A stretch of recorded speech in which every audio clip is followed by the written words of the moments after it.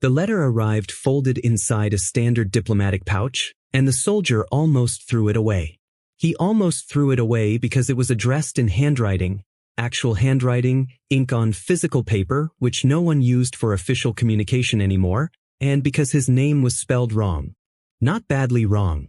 One letter transposed in his surname, the kind of error a translation matrix made when converting between writing systems that didn't share an alphabet. The kind of error a person made when they had learned his name from a spoken source and had never seen it written down. Sergeant First Class Tomas Reyes sat in the processing office of the Demobilization Center on Kepler Station and held the letter for 40 seconds before opening it. He opened it because of the seal.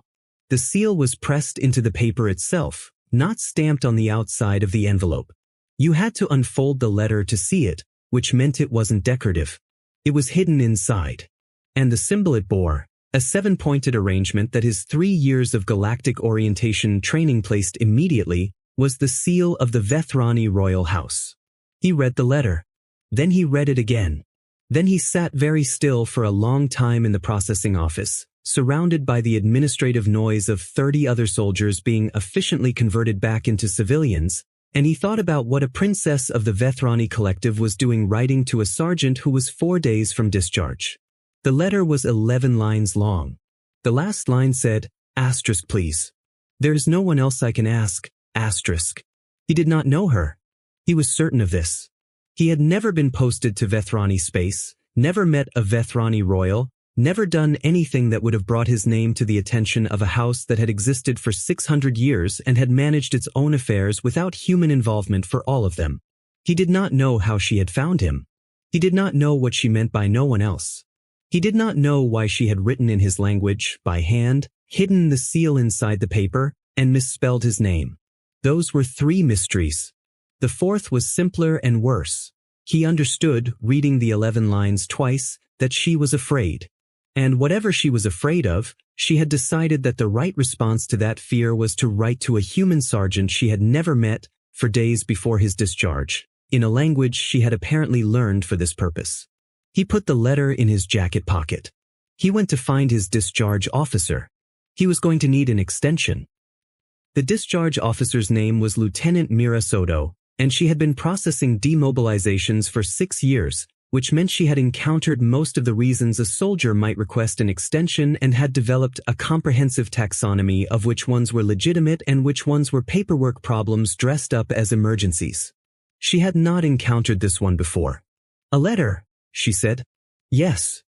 "On paper." "Physical paper, yes." "From a Vethrani princess." "That's the seal," Tomas said, setting the letter on her desk with the seal facing up. She looked at it. She looked at it carefully, because the Vethrani seal was one of those symbols that galactic orientation training made sure every compact service member could identify on sight, for the same reason they trained recognition of any major political house's insignia, because encountering it unexpectedly was the kind of situation where misidentification had consequences. "That's real," she said. "Yes." "What does she want?" "She doesn't say specifically," he said. "She says she needs help. She says it's urgent. She says there's no one else she can ask." He paused. "She says she'll explain when she meets me." "When she meets you," Soto repeated. "You've never met her." "No." "She's never met you." "No." "She wrote to you specifically. By name. In your language. By hand. With a hidden seal." Soto looked at him across the desk. "And you want to extend your service contract instead of discharging in 4 days and going home." "I want an emergency leave extension," he said. 30 days. Compact code allows personal emergency extensions for active personnel responding to diplomatic. "You're not a diplomat." "The code doesn't require it," he said. "It requires a documented connection to a diplomatic situation. The letter is the documentation." She looked at the letter again. "Reyes," she said. "This could be anything. It could be a mistake. It could be a scam. It could be someone using a stolen seal to manipulate a service member into." "It's not a stolen seal," he said. "And if it is, the Vethrani diplomatic office will tell me that when I contact them, which is what I'll do with the 30 days." She was quiet for a moment. Why you, she said. Not bureaucratically. Actually asking. He looked at her. I don't know, he said. That's the other reason I need the 30 days. She processed the extension that afternoon with the specific resigned efficiency of someone who recognizes that a situation is going to happen regardless of their administrative preferences and decides to be useful rather than obstructive. Tomas sent a communication to the Vethrani diplomatic office, with the letter attached, at 1800 hours. The response came back in 40 minutes. It was very short. It said, "The princess requests that you come in person. She will explain everything. Please do not communicate further through official channels. He stared at that last line for a long time. Please do not communicate further through official channels. He was being asked by the royal house of a major galactic civilization to bypass official channels. He did not know why. He did not know what official channels were the wrong ones to use. He did not know who might be watching those channels, or why watching them mattered. He booked transit to Vethrani Prime. And he thought, for the first of what would turn out to be many times, about the specific quality of fear that produces a handwritten letter in a foreign language with a seal hidden inside the paper, addressed to a stranger whose name you misspelled, containing 11 lines and ending with please.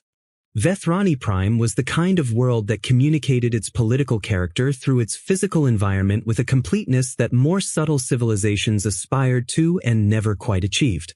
The capital was built on a scale that made individuals feel precisely as significant as the Vethrani government wanted individuals to feel, which was meaningful in aggregate, negligible in isolation. Wide processional avenues. Architecture that implied permanence measured in centuries rather than decades. The specific aesthetic of a civilization that had been doing things the same way for a very long time and had developed, over that time, a considerable institutional confidence in its own judgments. Tomas arrived on a civilian transport, in civilian clothes, carrying a single bag. He was met at the transit terminal by a woman who was not wearing any identifying insignia and who said only, "Please follow me." He followed her. The route she took was not the official visitor protocol route. He knew this because he had read the Vethrani diplomatic visitor protocol in transit and had noted the specific checkpoints, and they bypassed all of them, moving through service corridors and secondary lifts with the practiced ease of someone who had used this route many times before. "Where are we going?" he asked. "Somewhere private," she said. "You work for the princess." "Yes." "How long has she been planning this?" The woman glanced at him. "She started learning your language 8 months ago," she said. "She wrote 12 drafts of the letter before she sent it." He absorbed this. 12 drafts. 8 months. Whatever this was, it was not impulsive. The room she led him to was in a part of the palace complex that the visitor maps didn't show. Small, functional, the kind of room that existed in large institutional buildings for purposes that didn't require official acknowledgement. A table. 2 chairs. A window that faced an interior courtyard where no external surveillance had line of sight. He sat down. He waited. The princess arrived 7 minutes later. She was younger than he had expected. 24, 25 by human reckoning. The Vethrani were bilaterally symmetric, four-limbed, with the silver-gray skin tone that deepened with age and that hers had barely begun to develop. She moved with the specific quality of someone who had been trained since birth in how royalty is supposed to move and who was, at this moment, too tired for it. She looked at him for a long moment before she sat down. "You came," she said, in his language, with a faint accent of someone who had learned it from recordings rather than speakers. "Yes," he said. "I wasn't certain you would." "You wrote 12 drafts," he said. Something flickered across her face. "She told you?" I asked. She sat down. Her hands rested on the table and she looked at them briefly in the way of someone checking whether they're visibly shaking. They weren't. "I need to explain something to you," she said, "before I ask what I need to ask. Because you deserve to understand what you walked into by coming here." "All right," he said. "My father has been dead for 3 months," she said. "Officially, he is ill. Officially, he is receiving treatment at a private medical facility. Officially, the Royal Council is managing state affairs in his temporary absence." She looked at Tomas directly. He is dead. He has been dead since the 14th day of the 3rd month. I know this because I was there. He was very still. The council killed him, she said. Not with drama. With the flat precision of someone who has said a thing so many times in their own mind that it no longer requires any particular inflection. Not directly. They arranged it. And they have been managing the public record since, using a combination of fabricated medical communications and controlled information access, while they consolidate the position they need to make his death permanent in the political sense, meaning to ensure that when he is eventually announced dead, the succession is already resolved in their favor. Not in yours, he said. I am 17 days from my majority, she said. Under Vethrani succession law, a royal minor cannot assume the throne. Governance passes to the royal council as regents. If I reach my majority with the succession documentation intact and my father's death announced, I become queen. She paused. The council has 17 days to either produce a succession document that names someone else, or to ensure that I am not in a position to make the claim. The silence in the room was very specific. They're going to kill you, he said. They're going to try, she said. They have tried twice. Both times were presented as accidents. I survived both times through, she stops. Through a combination of factors that I don't think they anticipated. What factors? She looked at him. That's part of what I need to explain, she said. But first I need to answer the question I know you've been asking since you read the letter. Why me? He said. Yes, she said. She reached into the folder she had carried in and set a photograph on the table. Physical print, aged at the edges. A photograph of a street scene, chaotic, the specific chaos of an unplanned event in a populated area. In the background, partially obscured, was a figure in compact military uniform doing something that the photograph caught at an angle that made it hard to immediately parse. He looked at the photograph. Where did you get this? He said. My father had it, she said. In a private file. He had been keeping it for 2 years before he died. He picked up the photograph. Looked at it more carefully. The figure in the background was him. 4 years ago, by the uniform and the station markings visible at the edge of the frame. He recognized the incident, a market district, a structural collapse, the chaos of an unplanned evacuation. He remembered it because of what came after, not because of what he'd done in the moment. In the moment, he had done what was in front of him, which was what he usually did. What did my father say about this photograph? She asked. Your father. It was in his file, she said, with a note. The note said, asterisk, this is someone who does what is in front of him. Find him if you need someone who will do what is in front of them regardless of what it costs. Asterisk. He stared at her. Your father was watching me, he said. My father had people watching a lot of things, she said. He was a careful man. He collected information about people he thought might matter someday. She looked at the photograph.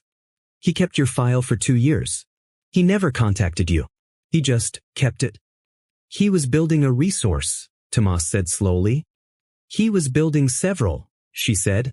I have access to 3 of his private files. The others I was locked out of when the council took administrative control. She paused. Your file was one of the 3. The scope of this was expanding faster than he could track it comfortably. Her father, the dead king, had been watching him for 2 years. Had noted something in a photograph from a market district evacuation. Had filed him under someone who does what is in front of him and kept the file against some future use that he had not lived to make. And she had found it. 17 days before her majority. After 2 assassination attempts. In a palace where the council controlled administrative access and she was moving through service corridors to avoid surveillance. The 2 previous attempts, he said. You said you survived through factors they didn't anticipate. Yes. What factors? She looked at him steadily. I knew they were coming, she said. Both times. Before they happened. How? My father taught me something, she said. He called it reading the room. Not the political room, the physical room. The building. The people in it. The small changes that happen when something is being prepared that isn't supposed to be visible. She paused. He said most people learn to read faces. He taught me to read everything else. He thought about a king who collected photographs and built private files and taught his daughter to read buildings. A careful man. He knew this was coming, Tomas said, before they killed him.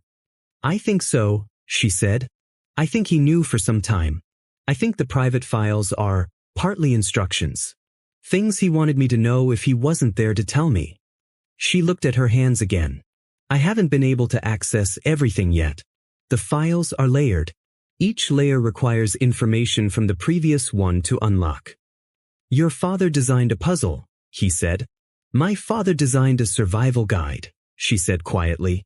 And he hid it inside several other things so that if anyone else found the files, they would see the outer layers and not know there was more. Her voice was very controlled. He was very thorough.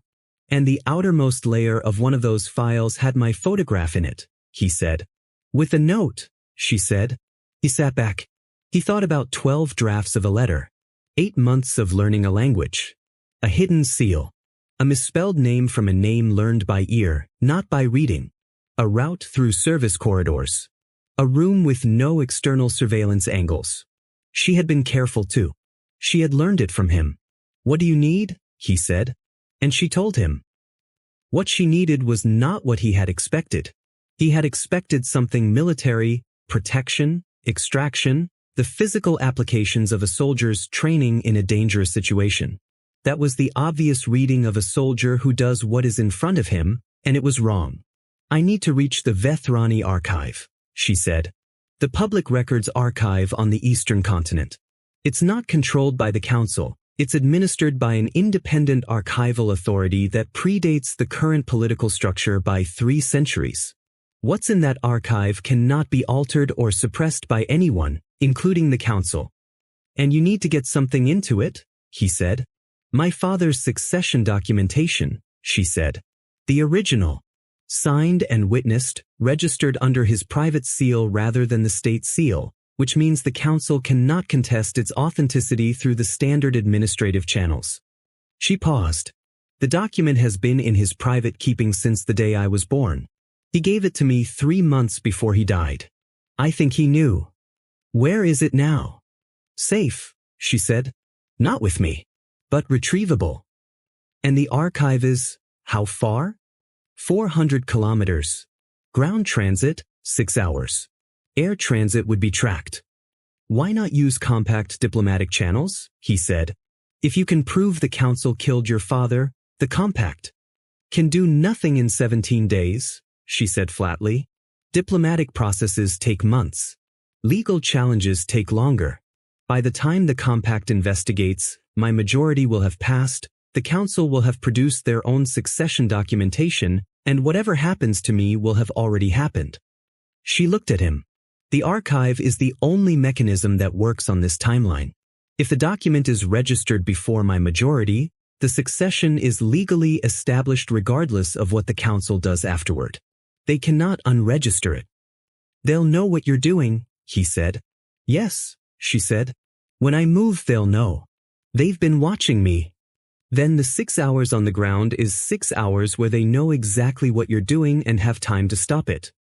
Yes, she said again. He looked at her. I want to be clear about something, he said. I'm a sergeant. I'm not a special operations specialist. I'm not an intelligence operative. I'm a logistics sergeant who spent 11 years making sure supplies reached the right place at the right time. I know what you are, she said. Then you know that what you're describing. I know what I'm describing, she said. I know the odds.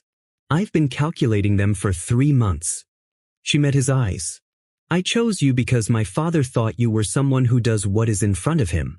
Because in the photograph, which I've looked at many times, what was in front of you was very hard, and you did it anyway without waiting for conditions to improve. Without waiting for help that wasn't coming. Her voice was careful and precise. I don't need a specialist. I need someone who will not stop.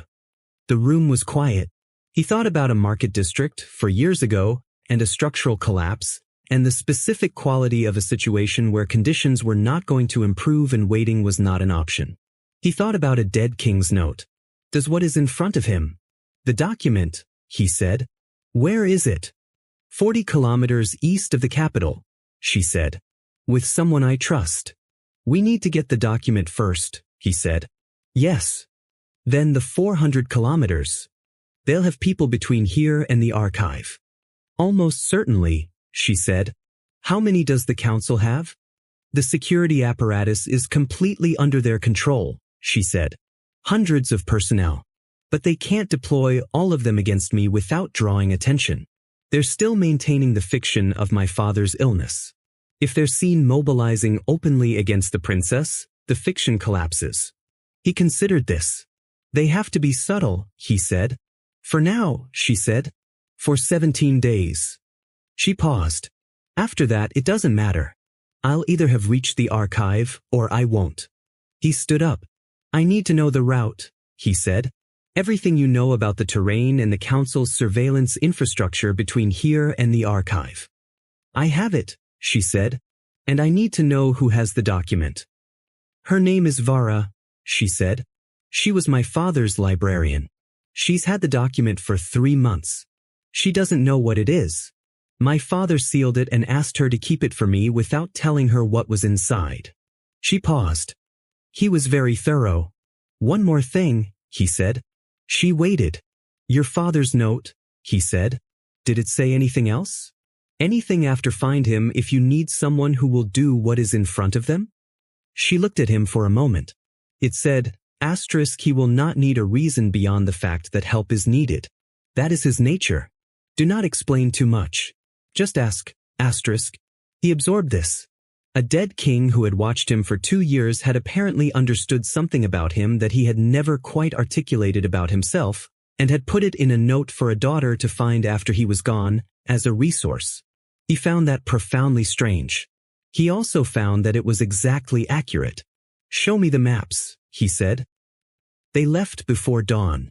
Not together. She left first, through the service exit, with the woman who had met him at the transit terminal.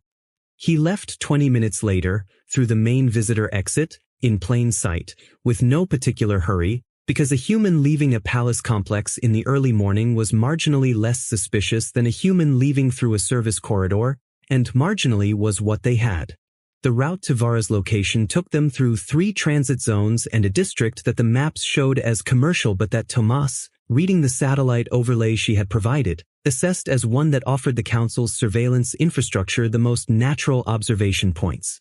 He had spent the previous 3 hours studying the maps with the specific focused attention that 11 years of logistics had built into him, the habit of seeing routes not as lines between points but as sequences of decisions, each one with constraints and alternatives and failure modes that needed to be understood before you were inside them. He had identified 4 places on the route where he would make a different decision than the obvious one. He had not told her what they were in advance, because the decisions would depend on what he found when he got there. This was the thing about logistics that most people who'd never done it didn't understand. Planning was not about knowing what you would do. Planning was about knowing enough about the terrain that you could decide quickly when the terrain was different from what you expected. And it was always different from what you expected. He found the first difference 40 minutes into the transit. Change, he said quietly into the comm, the Eastern Pedestrian Bridge. Don't use it. Why? He had seen something at the bridge's northern approach that wasn't on the satellite overlay. A service vehicle parked in a position that served no obvious service function but that provided an excellent observation angle on everyone who crossed. It might be routine. It might not. Alternate route, he said. The Market District, South Loop. Adds 12 minutes. The Market District South Loop has 3 additional council sensor nodes, she said. Stationary sensors I can work around, he said. Mobile observers I can't. The pause. All right. She trusted him.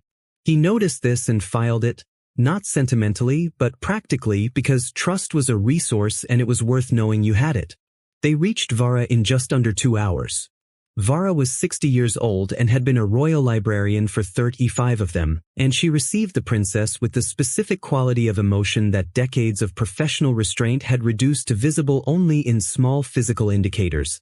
A slight change in posture, a brief compression of expression, before it was managed back into composure.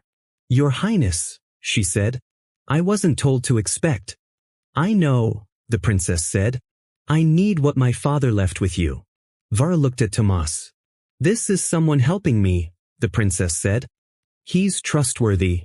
Vara considered this for a moment in the way of someone who had spent 35 years in a profession that required accurate assessment of people and had gotten very good at it. "All right," she said. The document was in a sealed container inside a false bottom drawer in a reference shelf that held 200 years of catalogued archival requests. The kind of hiding place that was invisible not because it was technically sophisticated but because it was exactly where you would expect to find something that belonged in a library, surrounded by 100 things that also belonged in a library. Tomas watched the princess hold the sealed container for a moment before she put it in the bag she was carrying. Her face did the thing it had done in the room when she checked whether her hands were shaking, a brief internal transaction that resolved without visible cost. "Thank you," she said to Vara. "Don't tell anyone we were here." "Of course not," Vara said. Then, as they turned to leave, "Your Highness." The princess looked back. "He was right about you," Vara said. "Your father. He was right." She didn't explain what she meant. The princess didn't ask. They left. The first real problem arrived at the 100-kilometer mark. Tomas had been expecting a problem somewhere in the middle stretch, the territory between the capital's surveillance density and the archive's administrative jurisdiction, where the council could operate with the least visibility. He had been watching for it with the focused alertness that logistics work built, the habit of monitoring systems not for what they were doing but for what they were about to do. The indicator was a transit checkpoint that wasn't on the map. Improvised. Mobile. Set up in the preceding 12 hours, positioned at the junction of the two most likely routes between the capital and the Eastern Archive, staffed by 4 individuals in unmarked uniforms who were checking transit credentials with the specific methodical efficiency of people who had been told to find one thing and were not going to rush. "Stop," he said. They were 300 meters from the checkpoint, behind a commercial vehicle whose bulk provided cover. "They know we left." "How did they know?" Her voice was controlled. "Vara," he said. "Not accusatorially, analytically. Not intentionally. But someone saw us enter or exit. They had someone watching her location." He assessed the checkpoint. "These 4 are the visible element. There will be others." "How many others?" "Enough to cover the alternate routes," he said. "That's how I would do it." He looked at the terrain. "They're not trying to stop us at the checkpoint. They're trying to push us toward the alternate routes where they have more control." "What do we do?" He thought for a moment. The logical move was to backtrack and find a third route. That was what the checkpoint was designed to produce. The council had set up a situation with an obvious blocked path and an obvious alternative, and the alternative was the trap. The illogical move was the checkpoint itself. "We go through," he said. Silence. "There are 4 of them," she said. "I know. You said you weren't a special operations specialist." "I'm not," he said. "But those 4 have been told to look for a Vethrani princess and whoever is with her. They have not been told to look for a Vethrani Royal House staff member accompanying a compact logistics assessor conducting an archival records audit." Another silence. "That's not a real thing," she said. "It is actually," he said. "The compact has a standing records audit authority that covers archival institutions in member territories. I have credentials." He paused. "Not for this specific purpose. But credentials. You're going to walk through a checkpoint using credentials for an audit that isn't happening." "Yes," he said. "If they check." "The check takes 2 days minimum," he said. "We need 6 hours." She was quiet for a long moment. "You've done this before," she said. "I've solved logistics problems before," he said. "Sometimes the solution requires creativity." "Is that what we're calling it?" "That's what we're calling it," he said. "Do you have anything in your bag that identifies you as royal?" "I'm wearing my father's ring," she said. "Take it off." She took it off. They drove to the checkpoint. The checkpoint personnel took 8 minutes, which was 7 minutes and 30 seconds longer than Tomas had hoped and 40 seconds shorter than he had feared. He did the talking. His Vethrani was functional, not fluent, the specific workable proficiency of someone who had learned a language for professional necessity and had used it enough to be comfortable in it.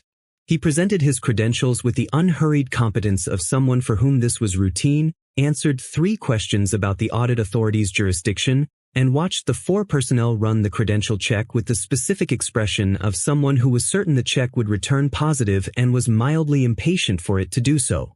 The check returned positive. They waved them through. He did not speed up on the other side. He drove at exactly the pace of someone for whom the checkpoint had been a minor administrative pause in a routine professional task.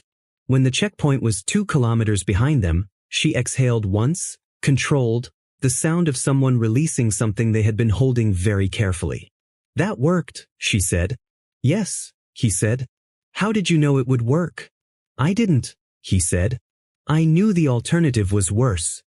She was quiet for a moment. Then, "My father's note was right about you." "I heard what the note said," he said. "I'm still not entirely sure what he thought he was seeing in that photograph." "What were you doing in it?" He was quiet for a moment. The memory of the market district was specific in the way of things that had required full attention and therefore left detailed records. "There was a building that came down," he said. "Partial collapse. A supply depot. There were people inside. The structural situation was bad, the rest of it was going to come down, and everyone who understood structural assessment knew that, which was why everyone with that knowledge was on the perimeter waiting for stabilization equipment." "And you went in," she said. "There were people inside," he said simply. "The stabilization equipment would have arrived eventually." "Eventually is a specific kind of wrong," he said. "When people are in a collapsing building, eventually means something different than it does in a planning meeting." She thought about this. "My father saw that," she said. And he thought, here is someone for whom eventually is a specific kind of wrong. He drove 300 kilometers of terrain, unfolding ahead of them in the gray pre-dawn light. He was thinking about the checkpoint, about the 4 personnel who had let them through, about the council's surveillance architecture and the 17 days remaining and the document in the bag and the question he had not yet asked because the right moment for it hadn't arrived. The right moment arrived at the 200-kilometer mark. "Tell me about the council," he said. "Not politically. Personally. The individuals." She was quiet for a moment, understanding the question. 7 members, she said. 3 are genuinely convinced they're doing what's right for the collective. They've told themselves a story about stability and competent governance and the dangers of an inexperienced queen. They believe it. She paused. The other 4 are doing this for power. There's a difference in how they move, how they make decisions. The 3 who believe their story are more dangerous in some ways. They're more committed. The 4 who want power are more predictable. Which ones drove the decision to kill your father? She was silent for a moment. One of the 4, she said. A man named Dreshvan. He's been planning this for years. The others followed his lead. And Dreshvan specifically, he said. What does he do when things don't go according to plan? She considered. He adapts quickly. He's not someone who doubles down on a failing strategy. He changes it. So when we walked through the checkpoint instead of taking the alternate route, he already knows the checkpoint failed, she said. He's already changed the plan. Yes, Tomas said, which means whatever is ahead of us is not the same thing that was behind us. She looked at him. You were expecting this. I was expecting them to adapt, he said. I don't know what the adaptation looks like yet. How do we find out before we run into it? He reached into his jacket and pulled out a small device that she hadn't seen before, a communications monitor, the kind that intercepted standard broadcast frequencies and flagged unusual traffic patterns. We listen, he said. They're coordinating. Coordination produces communication. Communication produces patterns. You brought a signals monitor, she said. I took it from the supply depot at Kepler Station, he said. I'm a logistics sergeant. Supply depots are somewhat my area. She looked at the device.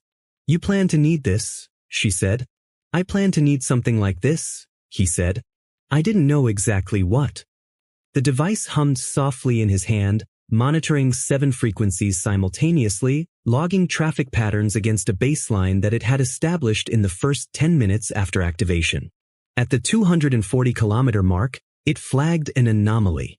The anomaly was a coordinated silence. Not unusual traffic, the absence of the usual traffic on 2 of the 7 frequencies, beginning 40 minutes ago and continuing. Tomas looked at the absence and understood what it meant immediately, because he had learned years ago that in logistics, gaps were information. A supply line that went quiet wasn't resting. It was redirected. They've pulled back from the eastern approach, he said. 2 of the frequencies that were active are now silent. That's personnel who were positioned on the eastern route being repositioned. To where? The archive itself, he said. They're not trying to stop us on the road anymore. They're going to let us reach the archive and stop us there. She absorbed this. The archive is administered by an independent authority. That doesn't mean they can't put people near it, he said. Personnel outside the archive's jurisdiction, waiting. When we arrive. We can't arrive normally, she said. No, he said. But we have to arrive, she said. The document has to be physically registered. I have to be present for the registration. There's no remote option. I know, he said. So how? I'm working on it, he said. He drove. The device hummed. She watched the road ahead and did not speak for 17 minutes, which told him something about her. She had asked the question, heard the honest answer, and did not fill the working silence with anxiety. She trusted the process of someone thinking. That was rarer than it sounded. The archive has a public entrance, he said finally. Main registration hall. That's what they'll be covering. Yes, she said. The archive also receives physical shipments, he said. Donated materials, transferred records, acquisitions from private collections. There's a materials intake process. He paused. The materials intake entrance is on the northern face. Different staffing. Different administrative process. You can't register succession documentation through materials intake, she said. No, he agreed. But you can enter the building through materials intake. He looked at her. And once you're inside the archive's physical jurisdiction, the council's personnel outside can't follow without violating the independence that makes the archive legally significant. She understood immediately. They can't pursue us inside. Not without destroying the legal framework they're counting on to validate their own position afterward, he said. The archive's independence is what makes its registrations binding. If they violate it, the registration is binding and they've also created an incident the compact can't ignore. So the inside of the archive is safe, she said. For 17 days, yes, he said. After that, I don't know. I only need 17 days, she said quietly. Then let's get inside the archive, he said.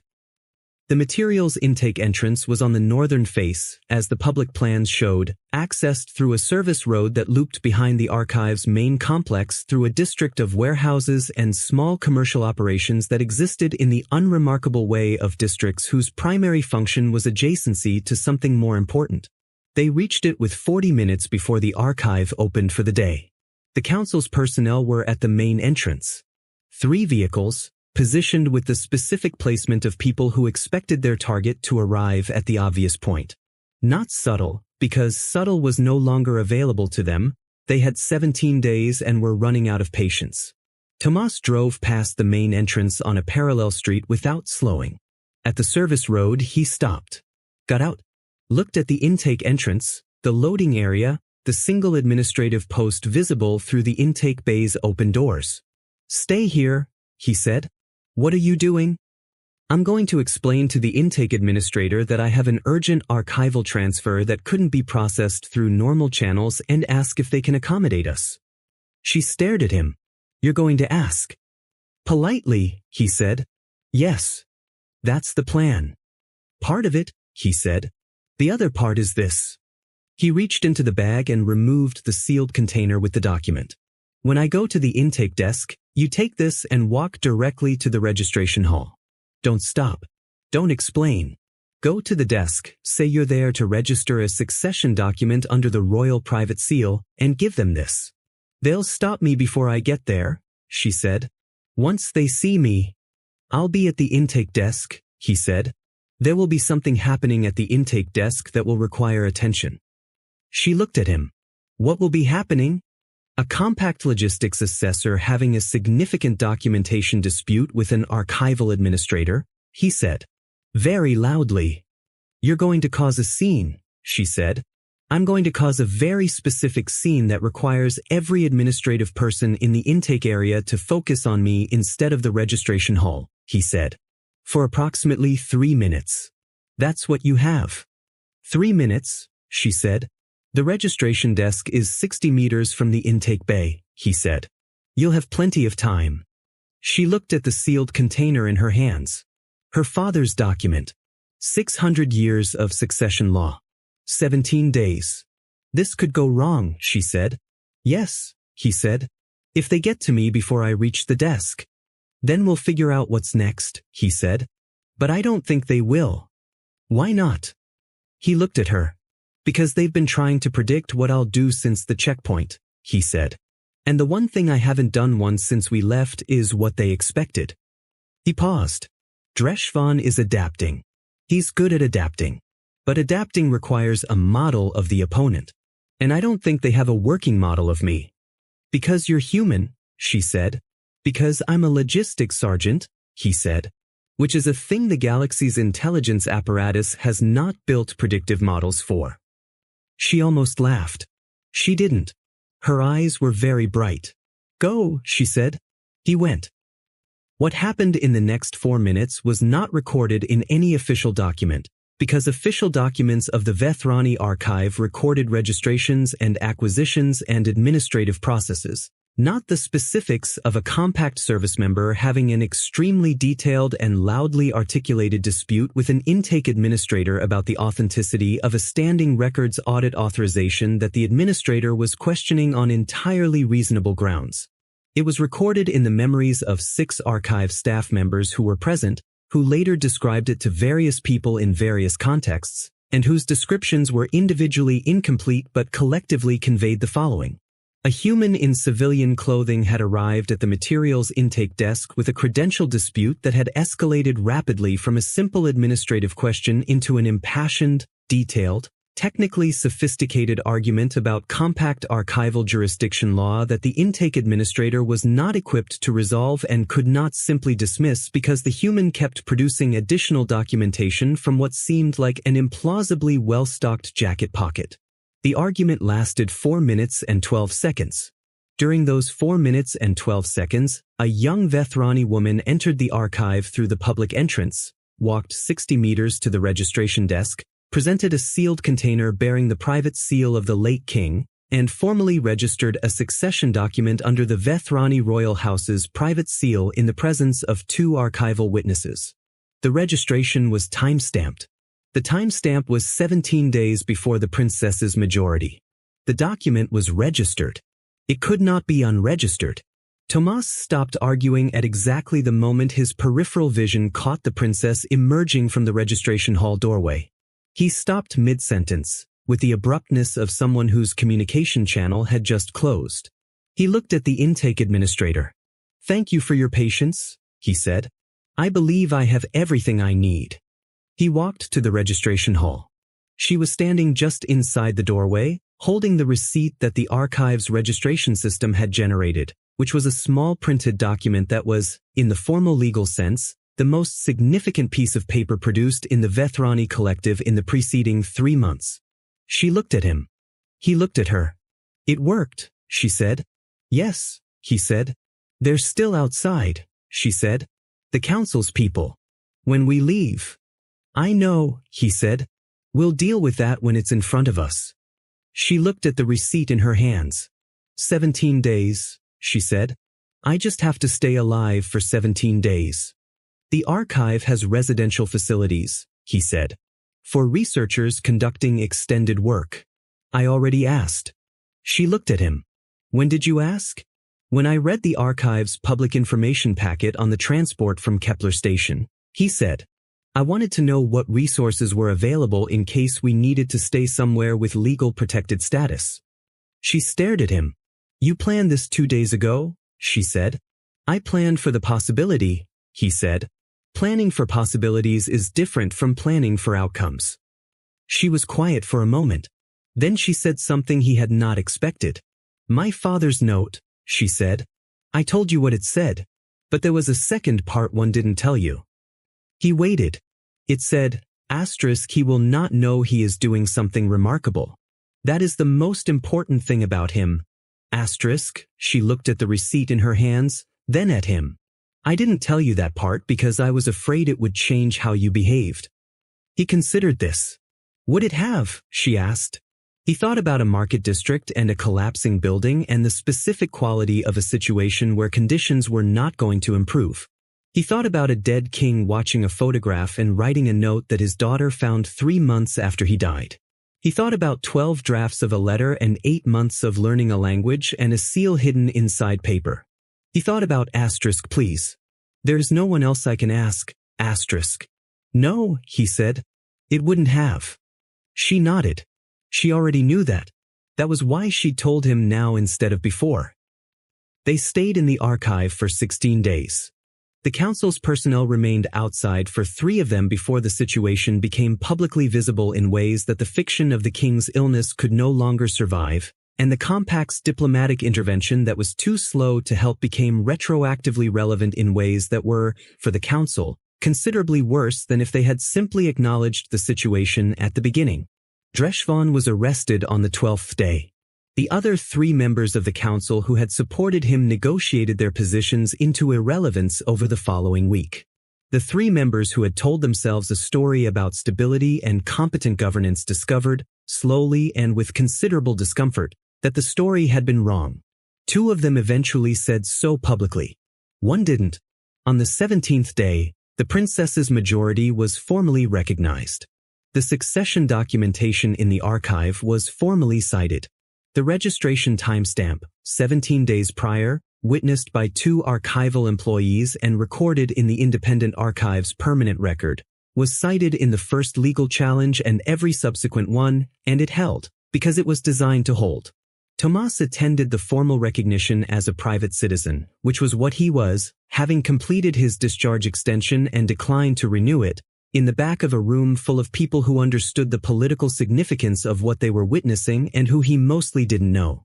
The new queen gave a brief address. She did not mention him by name. She mentioned her father.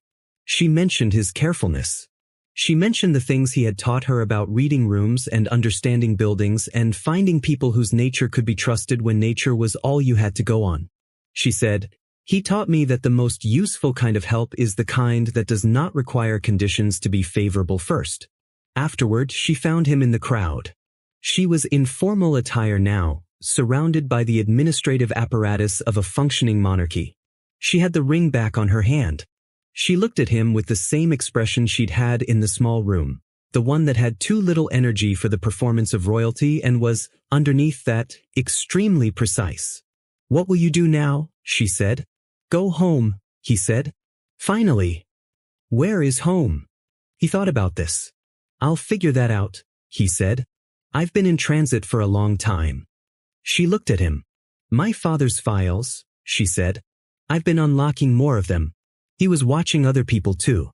People he thought might matter someday. The pause. "There are situations developing. In other places. That will need the kind of help that doesn't wait for conditions to be favorable." He looked at her. "You're telling me this now," he said. "My father collected information about people," she said. "Now I do too." She held his gaze. "I'll write to you. If that's all right."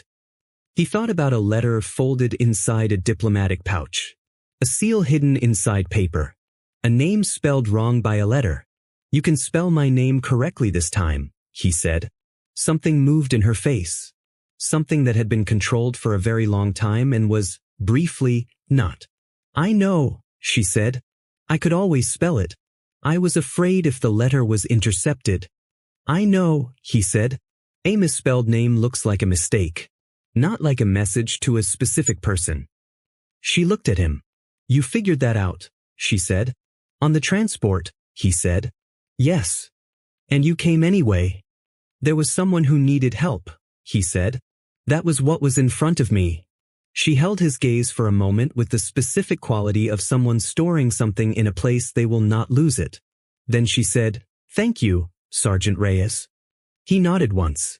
He walked out of the formal hall, into the Vethrani morning, into the particular quality of light that fell on a city that was, right now, at the specific, precarious, irreproducible instant between what it had been and what it would be next.